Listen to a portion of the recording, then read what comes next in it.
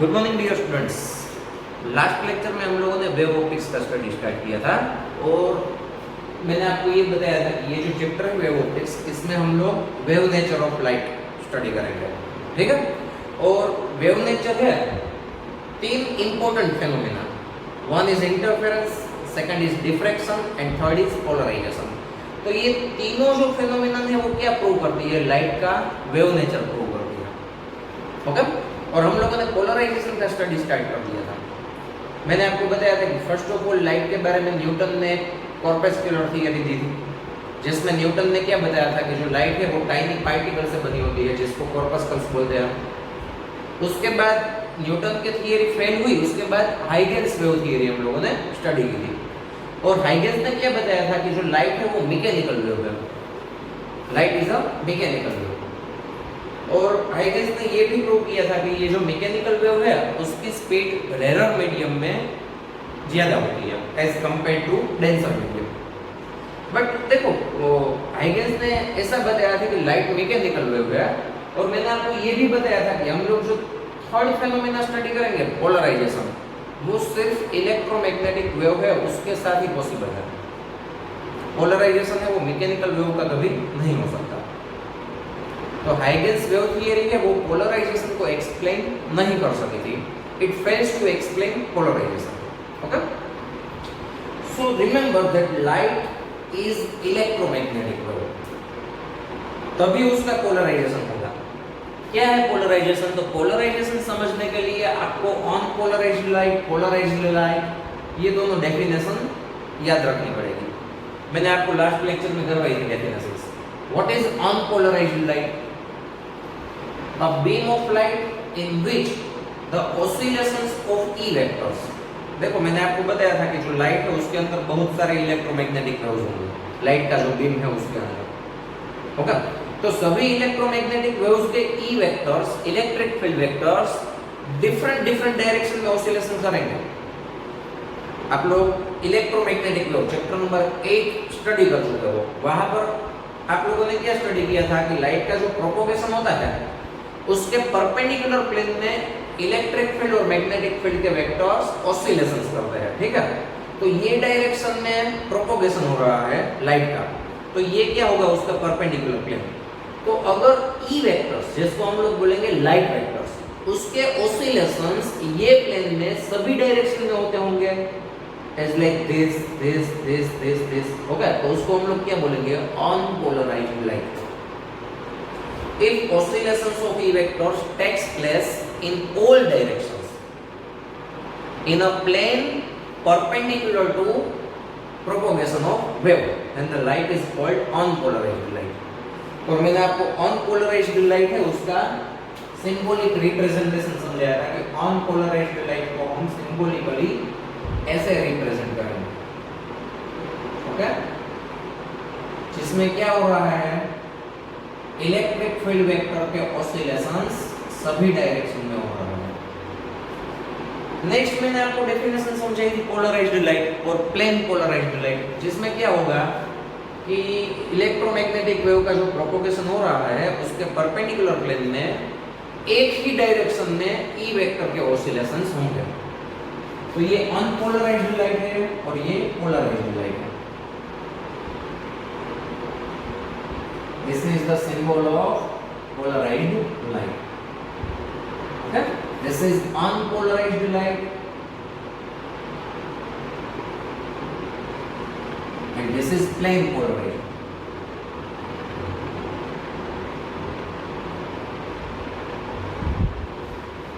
तो अब आपको याद होगा मैंने आपको क्या बताया था? What is polarization? Polarization is nothing. It is the process of converting unpolarized light into polarized light.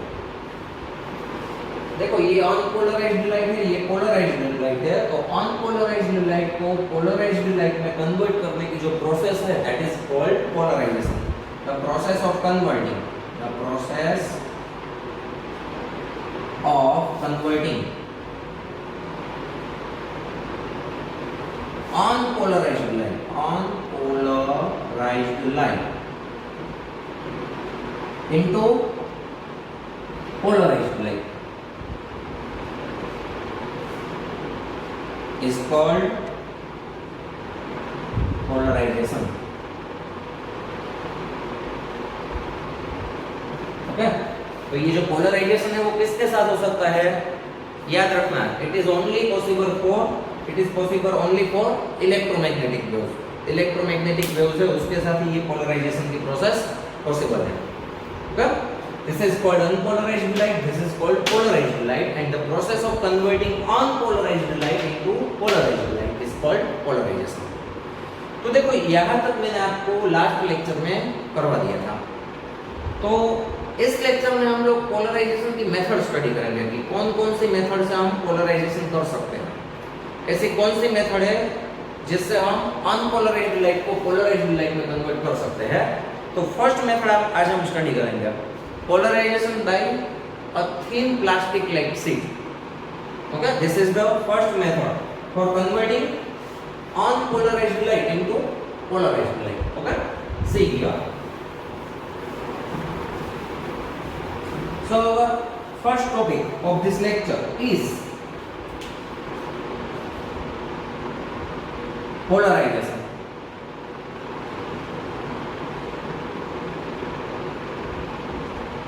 Polarization by a thin plastic like sheet.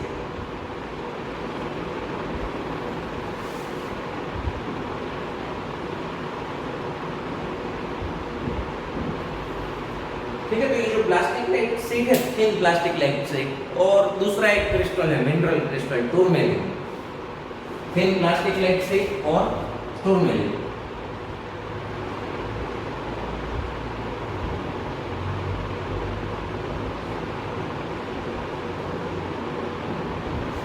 तो देखो इसमें क्या होगा, इसमें लॉन्ग चेन मॉलिक्यूल की अरेंजमेंट हुई होगी। थिन प्लास्टिक लाइक शीट और टूरमेलिन, उसमें क्या होगा, उसकी जो अरेंजमेंट होगी, उसका मॉलिक्यूलर स्ट्रक्चर देखो तो उसमें मॉलिक्यूल की कोई प्रॉपर डायरेक्शन में अरेंज लॉन्ग चेन होगी। ओके, तो सपोज करो कि ये थिन प्लास्टिक लाइक शीट है, इसके ऊपर हम लोग क्या करेंगे, अनपोलराइज्ड लाइट इंसिडेंट करेंगे। तो क्या होगा, इसमें जो पर्टिकुलर अलाइनमेंट है, मॉलिक्यूल की जो लॉन्ग चेन है उसकी पर्टिकुलर डायरेक्शन में अरेंजमेंट हुई है, तो उस डायरेक्शन में जितने भी ई वेक्टर्स होंगे वो पास हो जाएंगे इसमें से, और उसको परपेंडिकुलर डायरेक्शन में जितने भी ई वेक्टर्स होंगे वो एब्जॉर्ब हो जाएंगे। ठीक है, सपोज करो कि ये जो है थिन प्लास्टिक लाइक शीट और tourmaline. What is tourmaline? Remember, it is a special type of mineral crystal. एक टाइप का क्रिस्टल है जिसमें आपको क्या मिलेगा, मॉलिक्यूल की लॉन्ग चेन मिलेगी और पर्टिकुलर डायरेक्शन में उसकी अरेंजमेंट हुई है। मॉलिक्यूल की जो लॉन्ग चेन है वो सपोज करो कि ये डायरेक्शन में पर्टिकुलर ऐसे अरेंजमेंट है, तो क्या होगा, हम इसके ऊपर अनपोलराइज्ड लाइट इंसिडेंट करते हैं। तो ये क्या है, direction of propagation. This is the plane perpendicular to the propagation. Okay, तो ये प्लेन में ये डायरेक्शन में जितने भी ई वेक्टर्स होंगे ना वो इसमें से पास हो जाएंगे, और ये डायरेक्शन के जो ई वेक्टर्स है ना वो एब्जॉर्ब हो जाएंगे मॉलिक्यूल को। ठीक है, तो मैंने आपको लास्ट लेक्चर में ऐसा बताया था कि ये जो प्लेन है उसमें अनपोलराइज्ड लाइट होगी अगर, तो ये डायरेक्शन में भी ई वेक्टर्स होंगे, ये डायरेक्शन में भी ई वेक्टर्स होंगे, ऐसे क्रॉस में भी होंगे। ठीक है, सभी डायरेक्शंस में ई वेक्टर्स होंगे, ऐसे ऐसे ऑसिलेशंस होते होंगे ई वेक्टर के, ये डायरेक्शन में, ये डायरेक्शन, ये ओके, सभी डायरेक्शंस में ई वेक्टर्स होंगे। तो मैंने आपको दो टाइप के ही ई वेक्टर बताया कि ये डायरेक्शन के ई वेक्टर्स पास हो जाएंगे और ये डायरेक्शन के ई वेक्टर्स एब्जॉर्ब हो जाएंगे। तो ये जो वेक्टर है उसका क्या होगा, सपोज करो कि कोई ई वेक्टर है, वो ये मॉलिक्यूल की जो अलाइनमेंट है वो उसको रिलेटेड जो एक्सिस मिलेंगे ना उसको हम लोग बोलेंगे पास एक्सिस और ऑप्टिक एक्सिस। ठीक है, suppose this is a thin plastic like sheet.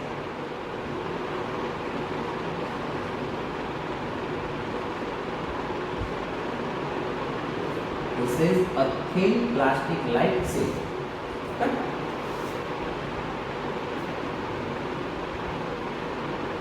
तो देखो इसमें क्या होगा कि जो मॉलिक्यूल की जो लॉन्ग चेन होगी उसको पर्टिकुलर, सपोज करो कि वर्टिकल एक्सिस में उसकी अरेंजमेंट हुई है। ठीक है, तो ये जो वर्टिकल एक्सिस है ना उसको हम लोग बोलेंगे पास एक्सिस और optic axis. This axis is called pass axis of the plane. This is called pass axis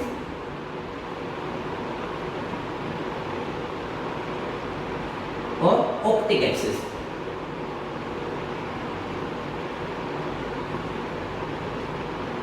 तो देखो यहाँ पर से हम लोग क्या इसके ऊपर इंसिडेंट कर रहे हैं ऑन पोलराइज्ड लाइट. सपोज करो कि ये डायरेक्शन में लाइट प्रोपोगेट हो रही है, ठीक है. सॉरी,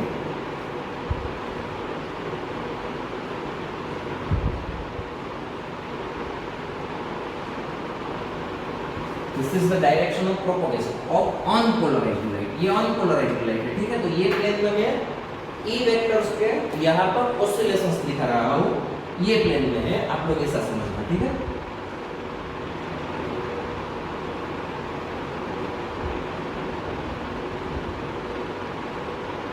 तो ये इंसिडेंट ऑन पोलराइज्ड लाइट है.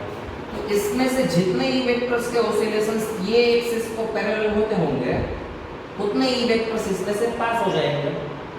मींस इमर्जेंट लाइट में हमें सिर्फ वही ई वेक्टर्स मिलेंगे जो ये एक्सिस को पैरेलल होंगे.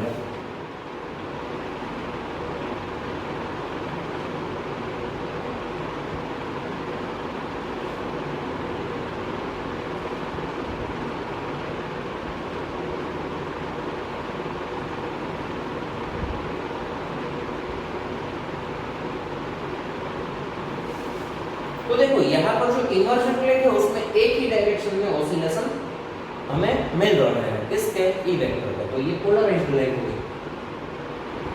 ओके, तो ये जो ई वेक्टर्स है वो पास हो जाएंगे ये प्लेन के.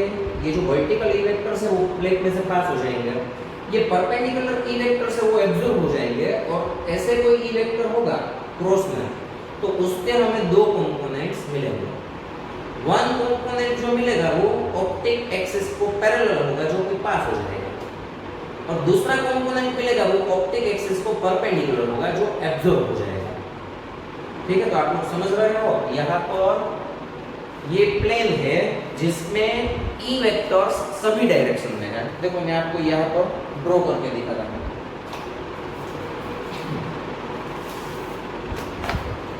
This is a plane perpendicular to the direction of propagation. तो ये प्लेन के अंदर सभी डायरेक्शन में ऑसिलेशंस होते होंगे ई वेक्टर का. ठीक है, प्लेन ऐसे रखा है. You can see here all these R E vectors. E vectors सभी डायरेक्शन में है, इसलिए इसको हम लोग क्या बोलेंगे ऑन पोलराइज्ड लाइट. और ये प्रोपोगेशन की डायरेक्शन है. तो देखो ये जो वर्टिकल वाला जो ई वेक्टर है ना वो क्या है, इसकी ये जो प्लेट है थीन प्लास्टिक शीट और टूरमेलिन प्लेट उसको पैरेलल है. तो वैसे ई वेक्टर्स सभी पास हो जाएंगे. और ये आपको जो हॉरिजॉन्टल ई वेक्टर दिखाई दे रहा है वो क्या होगा, एब्जॉर्ब हो जाएगा. क्योंकि ये वेक्टर है वो ऑप्टिक एक्सिस को परपेंडिकुलर होगा. और ये वाला ई वेक्टर है उसके हमें दो कंपोनेंट मिलेंगे. एक हॉरिजॉन्टल कंपोनेंट जो कि एब्जॉर्ब हो जाएगा क्योंकि ये कंपोनेंट क्या होगा, ये जो ऑप्टिक एक्सिस है उसको परपेंडिकुलर होगा. और वर्टिकल कंपोनेंट वो पास हो जाएगा. ठीक है, ऐसा क्यों होगा, क्योंकि मॉलिक्यूल्स की जो चेन होगी, ठीक है, ये जो इसमें लॉन्ग चेन होगी मॉलिक्यूल्स की, वो लॉन्ग चेन ऐसे वर्टिकल है. ठीक है, तो बीच में से जहां से देखो गैप मिलेगा वहां से ई वेक्टर्स पास हो जाएंगे.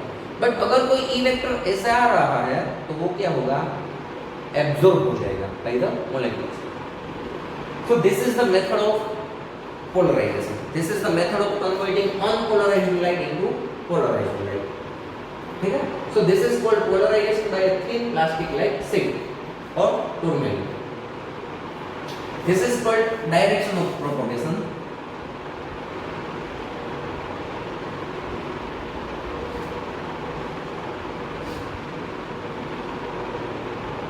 Direction of propagation. This is called unpolarized light. Unpolarized light. And the emergent light, this is called emergent light. Emergent means जो इंसिडेंट हो रही है प्लेट के ऊपर उसको इंसिडेंट लाइट बोलेंगे, जो उसमें से बाहर निकल रही है लाइट उसको हम लोग बोलेंगे इमर्जेंट लाइट।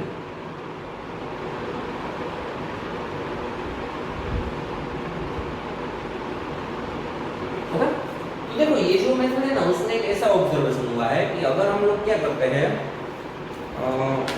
देखो ये जो प्लेट है टूरमैलिन प्लेट या फिर थिन प्लास्टिक लाइक शीट, देखो इसको हम लोग बोलेंगे पोलराइजर, इसको हम लोग क्या बोलेंगे पोलराइड और polariser.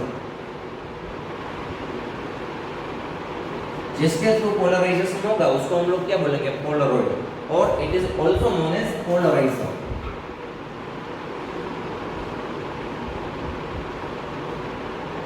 This thin plastic like sheet is called polaroid or polarizer। तो हम लोग क्या करें, अगर ये जो एक्सिस है, ये जो प्रोपोगेशन की डायरेक्शन है उसको एक्सिस लेकर ये पोलराइड को अगर हम 0 to 360 डिग्री का रोटेशन करवाते हैं, देखो मैं क्या कर रहा हूँ यहाँ पर, इसके ऊपर मैं क्या लाइट इंसिडेंट कर रहा हूँ, कौन सी लाइट, अनपोलराइज्ड लाइट, ठीक है। तो ये सपोज करो कि ऑप्टिक एक्सिस है,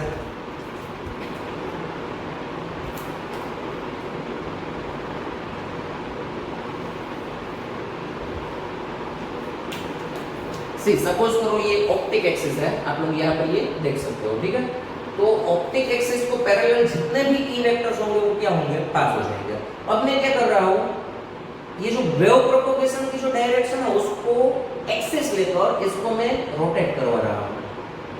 तो अब क्या होगा, देखो ऑप्टिक एक्सिस है ना उसकी डायरेक्शन चेंज हो गई, अब ऑप्टिक एक्सिस ऐसे हो गई, तो अब इमर्जेंट लाइट में हमें ऐसे ही वेक्टर्स मिलेंगे, ठीक है। अब मैंने ऐसे रोटेट कर दिया 90 डिग्री को, तो अब क्या होगा, जो भी इंसिडेंट लाइट है अनपोलराइज्ड उसमें से ये वाले ई वेक्टर पास हो जाएंगे, क्योंकि ये वाले ई वेक्टर सब क्या हो गए, ऑप्टिक एक्सिस को पैरेलल हो गए। पहले देखो ऐसे था, ऑप्टिक एक्सिस कैसे थी, वर्टिकल थी, तो वर्टिकल ई वेक्टर्स पास हो जाएंगे। अब ऑप्टिक एक्सिस हॉरिजॉन्टल होगी तो हॉरिजॉन्टल ई वेक्टर्स पास हो जाएंगे, वर्टिकल वाले एब्जॉर्ब हो जाएंगे, ठीक है। तो हम क्या करेंगे, जैसे जैसे इसको रोटेट करवाते जाते हैं वैसे वैसे जो इमर्जेंट लाइट है ना उसके ई वेक्टर्स है वो भी रोटेट होते जाते हैं, ठीक है। बट ऑब्जर्वेशन में कैसा हुआ है कि हम ये केस में अगर इमर्जेंट लाइट की इंटेंसिटी फाइंड करें, या फिर ये केस में इमर्जेंट लाइट की इंटेंसिटी हम लोग फाइंड करें, या फिर एक ये केस में मींस अगर हम ये जो एक्सिस है, एक्सिस ऑफ प्रोपोगेशन, उसको रिलेटेड इसको 0 to 360 डिग्री का अगर रोटेशन करवा देते हैं तो क्या ऑब्जर्वेशन हुआ कि जो इमर्जेंट लाइट है ना उसके ई वेक्टर्स की डायरेक्शन चेंज होती रहेगी बट उसकी इंटेंसिटी कांस्टेंट रहेगी। समझ में आ रहा है आपको, पहले ये ई वेक्टर्स है वो हॉरिजॉन्टल, सॉरी ये वाले ई वेक्टर्स है वो इमर्जेंट लाइट में हमें मिलते हैं। अब अगर हम ये जो प्लेट है उसको या फिर पोलर उसको हम रोटेट करवा देंगे 90 डिग्री का, तो ये वाले ई वेक्टर्स हमें मिलेंगे, ठीक है। वो लाइट जो इमर्जेंट लाइट होगी वो होगी तो पोलराइज्ड लाइट होगी। तो ऑब्जर्वेशन क्या हुआ है कि इमर्जेंट लाइट की इंटेंसिटी है वो कांस्टेंट रहती है, इमर्जेंट लाइट के ई वेक्टर्स की डायरेक्शन रोटेशन करवाने से चेंज होती है बट उसकी इंटेंसिटी क्या रहती है हमें constant. Okay, so it is observed that when a Polaroid, it is observed that when a polaroid is rotated by 0 to 360 degree, the intensity of emergent light remains constant। तो उसका meaning क्या हुआ कि हम लोग जो इंसिडेंट कर रहे हैं उसमें सभी डायरेक्शन में ई वेक्टर के नंबर सेम होंगे। ये डायरेक्शन में जितने ई वेक्टर्स होंगे उतने ही ई वेक्टर्स ये डायरेक्शन में भी होंगे, उतने ही सेम ई वेक्टर्स ये डायरेक्शन में होंगे। That means the E vectors are uniformly distributed in a plane perpendicular to the wave propagation। What is the observation? If we rotate the polaroid, if we rotate this polaroid, suppose polaroid is P, if we rotate this polaroid by 360 degree, then the intensity of emergent light remains constant. This observation shows that the E vectors in an unpolarized light, the E vectors are uniformly distributed in a plane perpendicular to the wave propagation. ये plane में E vectors uniformly distributed है इसमें, ऐसा prove हुआ। ठीक है, अब देखो नेक्स्ट टॉपिक हमारा है ये जो हमने यहाँ पर एक्सप्लेनेशन देखा, polarization by a thin plastic sheet. तो ये टॉपिक में एक जो साइंटिस्ट थे मालस, उन्होंने एक इंपॉर्टेंट फॉर्मूला डिराइव किया, एक इंपॉर्टेंट एक्सप्रेशन डिराइव किया जिसको हम लोग बोलेंगे मालस law. Okay, so new topic is मालस लॉ।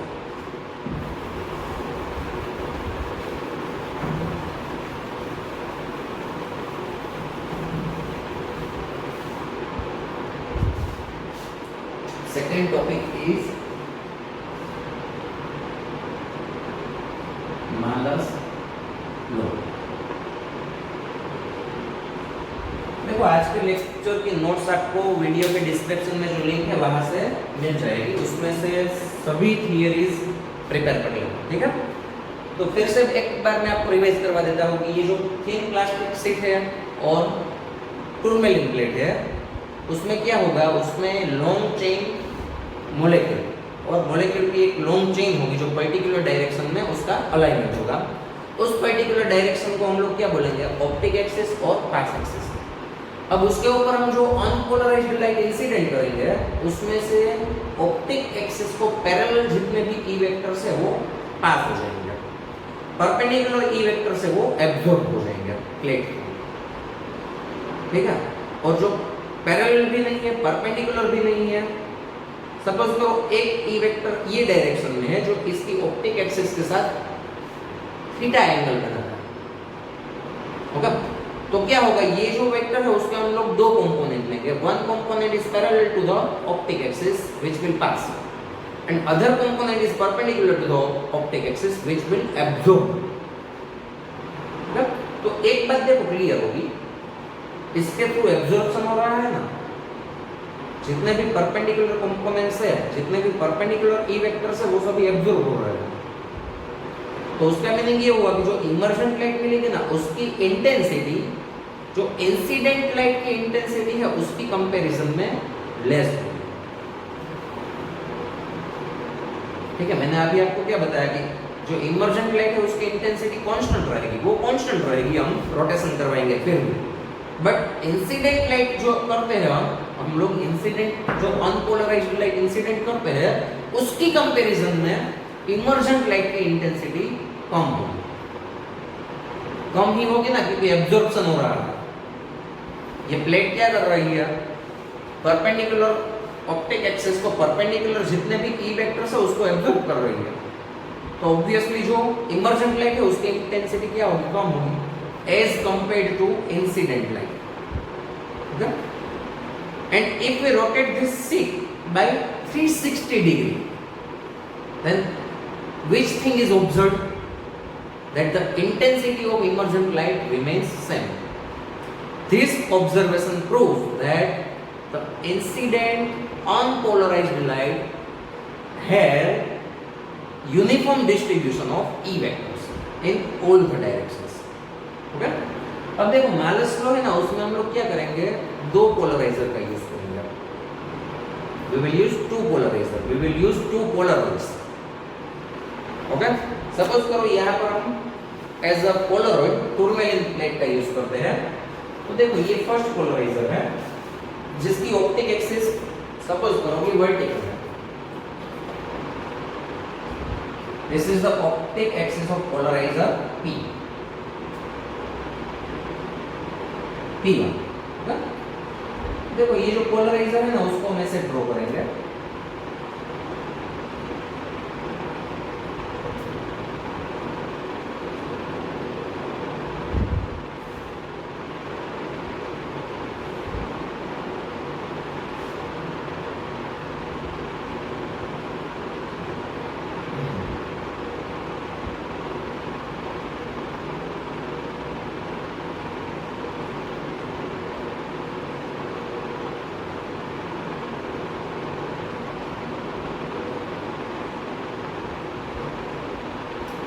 पोलराइड P1 और पोलराइजर P2। इसके ऊपर हम लोग क्या करेंगे, ऑन पोलराइज्ड लाइट इंसिडेंट करेंगे। We will incident on polarized light on this tourmaline plate. This is polarizer P1.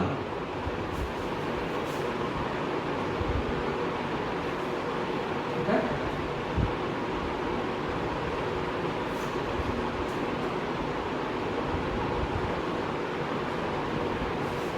यहाँ से हम लोग क्या इंसिडेंट कर रहे हैं उसके ऊपर, unpolarised. This is the symbol of unpolarised. Okay, तो देखो इमर्जेंट लाइट हमें पोलराइज्ड मिलेगी, आप लोग जानते हो इमर्जेंट लाइट है वो कैसी होगी, पोलराइज्ड होगी।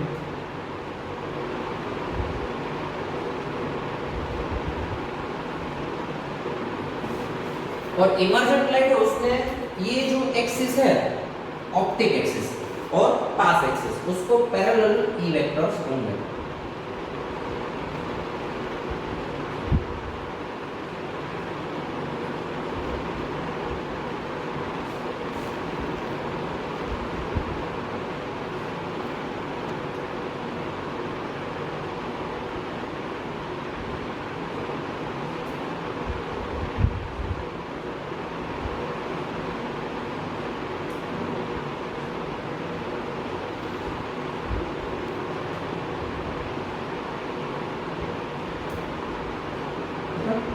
तो देखो ये क्या है, पोलराइजर, तो इसको हम लोग बोलेंगे polariser.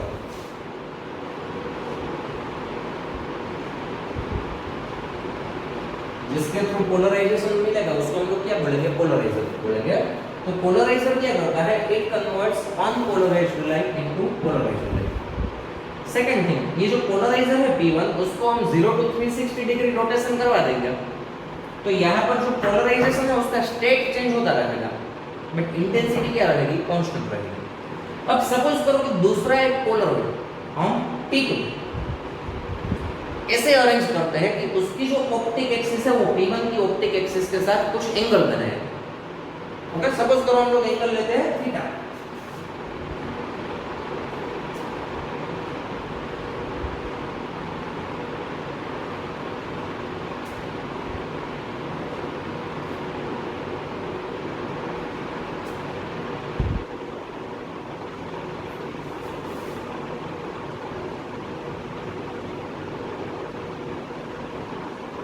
This is the second Polaroid P2.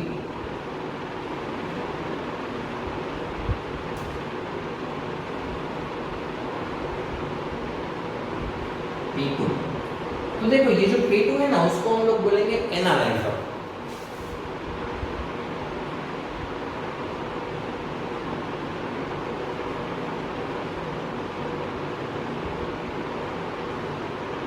देखो ये 3D में आप लोग देख सको इसलिए मैं ऐसा ड्रॉ कर रहा हूँ, ठीक है। It is called analyser. Why analyser? Because it will analyse that the incident light is polarised और not. Polaroid P2, it will analyze that the incident light is polarized or not। इसके ऊपर क्या incident हो रहा है, polarised light.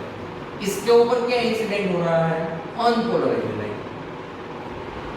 देख सकते हैं ना आप लोग, for Polaroid P1 the incident light is unpolarized, for Polaroid P2 the incident light is polarized।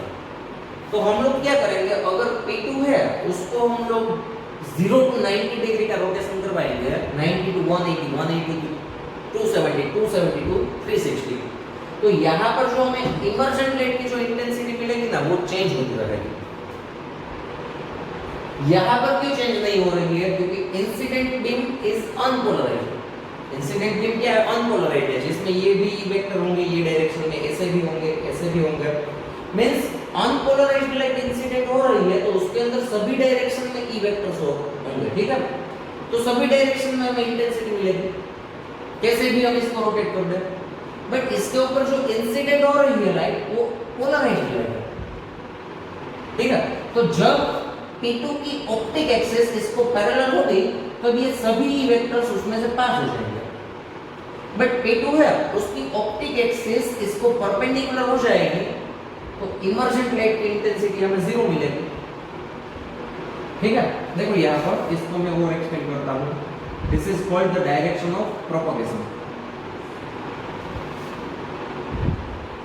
तो यहाँ पर देखो हमें ऐसे ही वेक्टर्स मिलेंगे इमर्जेंट लाइट में। ऐसे क्यों मिलेंगे? क्योंकि यहाँ पर आप लोग देख सकते हो ये है ऑप्टिक एक्सिस, तो इसको पैरेलल जितने भी ई वेक्टर्स होंगे वो पास होंगे, बाकी के क्या होंगे? एब्जॉर्ब हो जाएंगे।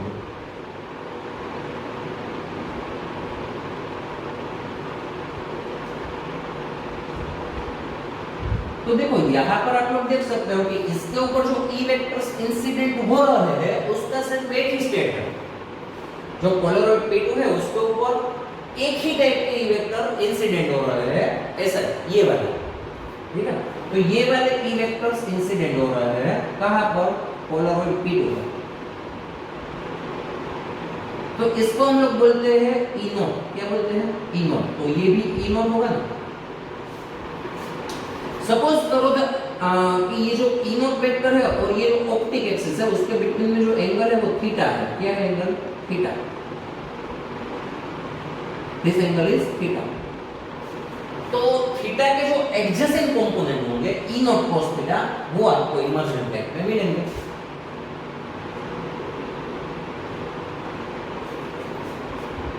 और ये जो है उसको परपेंडिकुलर वाले जो कंपोनेंट होंगे वो एब्जॉर्ब हो जाएंगे। ओके, हमें इमर्जेंट लाइट में एक ही टाइप के वेक्टर मिल रहा है, ये वाला। अब हम क्या कर रहे हैं? इसको इंसिडेंट कर रहे हैं इसके ऊपर, ये प्लेट के ऊपर। देखो ये ऑप्टिक एक्सिस है ना, अगर मैं ऐसे रखता तो वर्टिकल होगी। मैंने फर्स्ट प्लेट ऐसे रखी है, देखो, तो उसकी ऑप्टिक एक्सिस वर्टिकल है। बट सेकंड प्लेट मैंने ऐसे रखी है, ठीक है, और इसके ऊपर इंसिडेंट क्या हो रहा है? ये वाले ही वेक्टर्स ऐसे। देखो तो आप लोग देख सकते हो दोनों के बीच में कुछ एंगल है, वो एंगल क्या है? थीटा। ठीक है, तो ये जो ई वेक्टर है उसके ये कंपोनेंट उसमें से पास हो जाएंगे। ठीक है, अब हम क्या करेंगे? इसके दो कंपोनेंट निकालेंगे, ये वाले कंपोनेंट और ये वाले कंपोनेंट। तो जो ये वाले कंपोनेंट है वो क्या होंगे? उसमें से पास हो जाएंगे। उसको परपेंडिकुलर कंपोनेंट से वो क्या हो जाएंगे? एब्जॉर्ब हो जाएंगे। तो यहाँ पर ई नॉट cos थीटा कंपोनेंट हमें मिलेंगे। अगर सपोज करो कि एंगल है थीटा वो 90 डिग्री होता तो क्या मिलता हमें? Suppose this angle theta is 90 degree, that means first polaroid is arranged like this and second polaroid is arranged like this. Then what is the angle between their optic axis theta? तो देखो इसमें से हमें emergent ई vectors ये मिलेगा।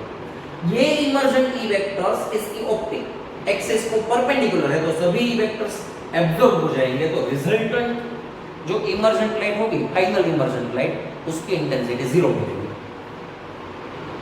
अगर angle theta equal to 0 हुआ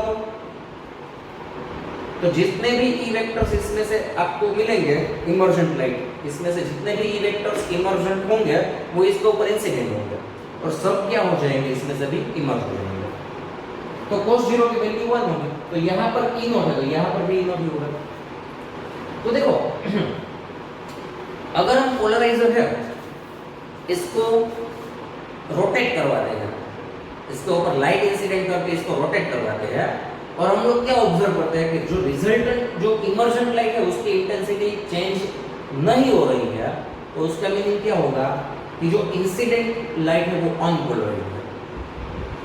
तो इसको अगर हम लोग रोटेट करवाएंगे तो क्या होगा? जब 0 डिग्री पर होगा पोलराइजर इसकी ऑप्टिक एक्सिस के साथ, तब मैक्सिमम इंटेंसिटी मिलेगी। जब 90 डिग्री एंगल हो जाएगा इसका और इसका दोनों के बीच में, तब इमर्जेंट लाइट की इंटेंसिटी क्या मिलेगी? 0। That means this is called analyser. ठीक है, एनालाइज करेगा कि ये जो लाइट है वो पोलराइज्ड है या नहीं है। Okay, now what is Malus law? You know that intensity of light is directly proportional to square of amplitude. Chapter number 15 standard 11, उसमें हम लोगों ने क्या स्टडी किया था that intensity of wave is directly proportional to square of amplitude. तो यहां पर E वेक्टर का एम्पलीट्यूड हम लोगों ने लिया है E नॉट, ठीक है। So for the light emerging out from P1, for the light emerging out from P1, the intensity of that light I know, or we can also say that the intensity of incident light on polarizer P2, ये जो polariser है P2 उसके ऊपर ये क्या है, incident light है, ये क्या है, इमर्जन लाइट है, okay. So the intensity of incident light I not is directly proportional to E naught square. Okay? And the intensity of emergent light is proportional to E naught cos theta whole square.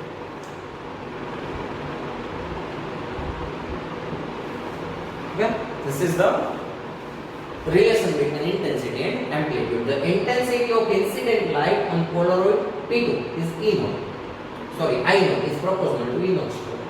And intensity of emergent light from Polaroid P2 is I proportional to E naught cos theta whole square. अब हम क्या करेंगे, दोनों का ratio ले लेते हैं, ठीक है। Hence I by I naught, I क्या होगा, E naught square cos square theta, E naught square cos square theta divided by I naught क्या है, E naught square, ये कैंसिल, तो हमें इक्वेशन मिलेगा I is equal to I naught cos square theta. This equation is known as Malus law. This equation is known as Malus law. तो देखो ये जो लॉ है, ये जो इक्वेशन हमने डिराइव किया, उसका इंटरप्रिटेशन क्या होगा कि जो इमर्जेंट लाइट है उसकी इंटेंसिटी है वो ये इक्वेशन को फॉलो करेगी। But what is the condition? The condition is that the incident light should be polarised.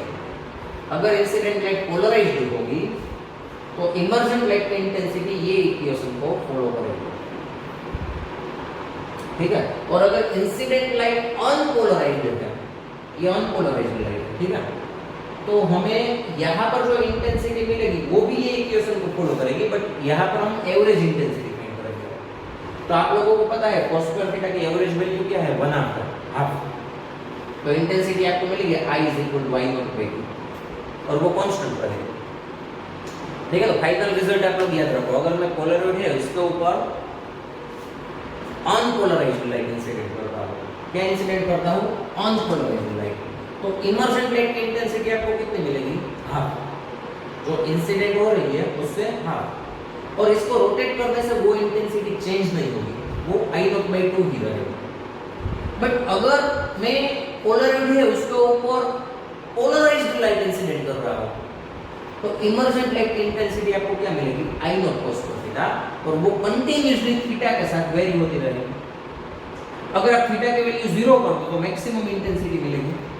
अगर आप थीटा की वैल्यू 90 कर देते हो, एक पोलराइड को ऐसे रखते हो, दूसरे पोलराइड को ऐसे रखते हो, एंगल दोनों के बीच में 90 होता है, तो इमर्जेंट लाइट की इंटेंसिटी 0 होगी, मींस इमर्जेंस नहीं होगा, ठीक है। तो एक कंप्लीट आप रोटेशन करवाओगे उसके ड्यूरिंग में ये इमर्जेंट लाइट की इंटेंसिटी 2 बार मैक्सिमम हो, 2 बार 0 होगी, ठीक है।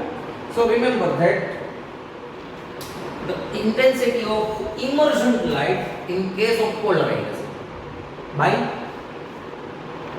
thin plastic sheet or polarization by tourmaline light. In that case, the intensity of emergent light is given by I is equal to I naught cos square theta. Okay? समझ में आ गया सबको ये topic? Okay, चलो तो polarisation की जो next second method है ना वो हम लोग अगले लेक्चर में स्टडी करेंगे। आप लोग ये फर्स्ट मेथड प्रिपेयर कर लेना, मालस लो प्रिपेयर कर लेना, बोर्ड एग्जाम के लिए इंपॉर्टेंट है। और ये फॉर्मूला याद रखना, इसको रिलेटेड एमसीक्यूज पूछते हैं एग्जाम में, ठीक है। क्या याद रखना है पोलराइजेशन में, फर्स्ट मेथड मैंने आपको करवाई, method of polarisation. First method polarisation by thin plastic set और tourmaline plate and second malus law. Okay, next lecture में हम लोग पोलराइजेशन की दूसरी मेथड स्टडी करेंगे। ओके, बस चलो यहाँ तक इतना रखते हैं आज के इस लेक्चर में, इतना प्रिपेयर करके आना नेक्स्ट लेक्चर में। ओके, चलो भाई।